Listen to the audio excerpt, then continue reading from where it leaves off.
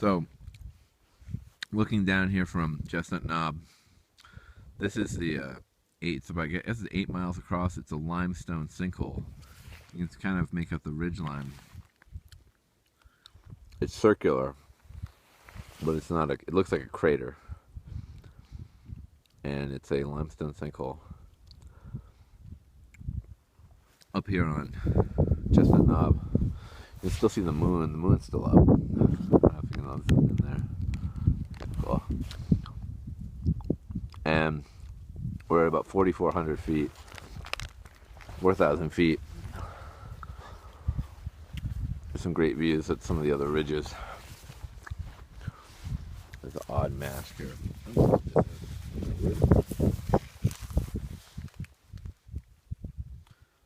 it a mask? I didn't know. Oh, share it again. Maybe interesting. So this is Chestnut Knob. I'm having a late day. I did like 65 miles in the last 3 days, which for me is quite a bit. Some of these people.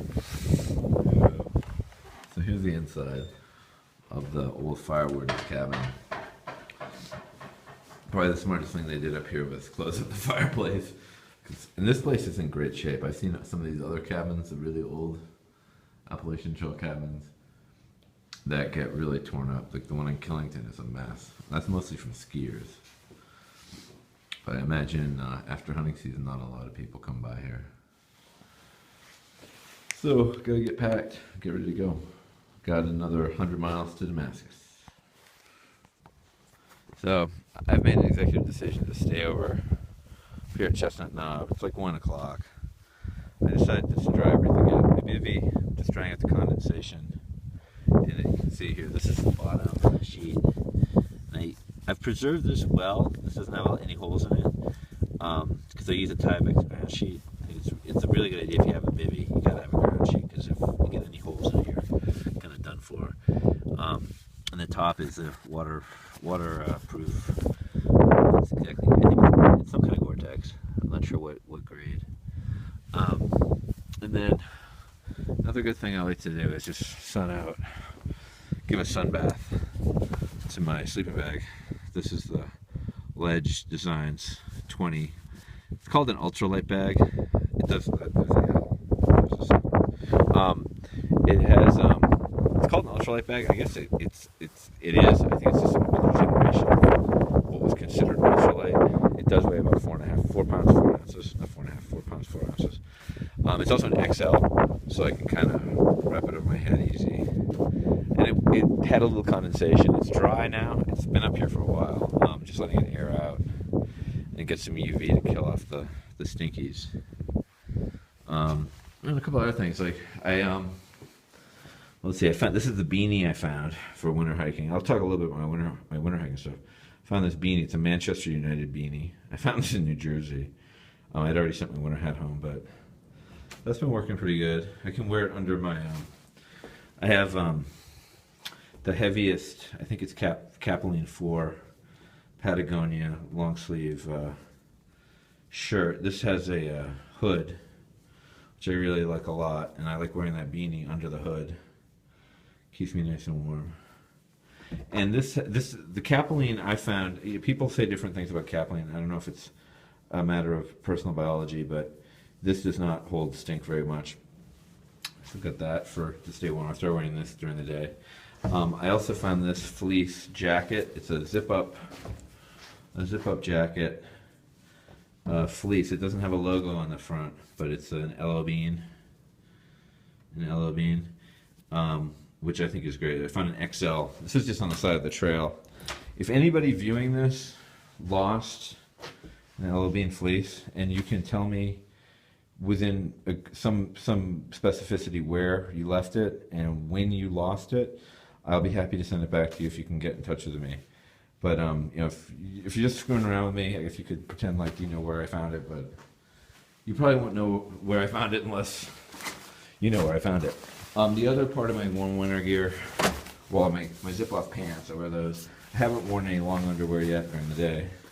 But this is the Ella Bean Pro Shell. It's the Ascent Pro Shell. It's rather basic. It does have zip-off underarm.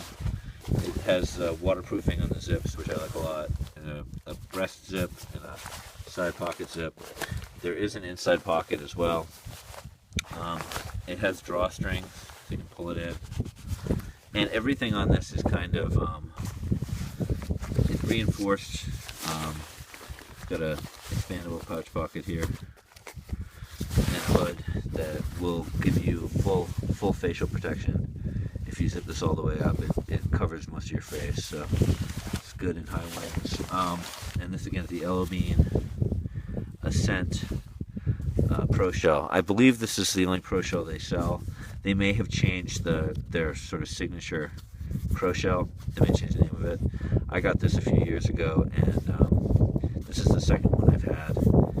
Ella Bean has a great warranty policy. They gave me the cost of this jacket at the last time it was on sale, and I was able to get a new one.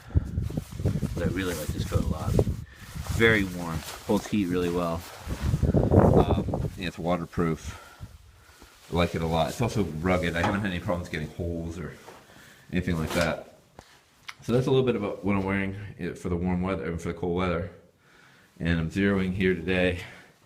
Probably gonna hit Atkins tomorrow. It's just a beautiful place. And Burke's Garden over here.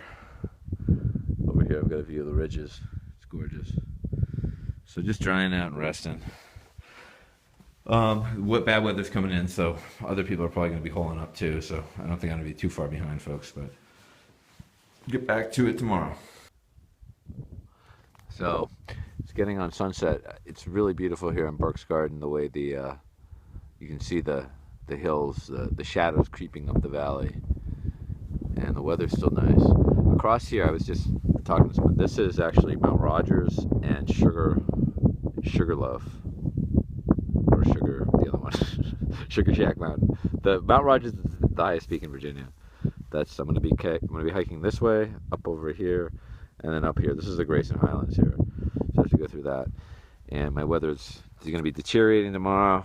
Hopefully it won't be pouring rain when I get up. We'll just have to see and make do. 20% chance of rain tomorrow, but that's down in town. And as I've learned, it can be a little different story up here in the heights.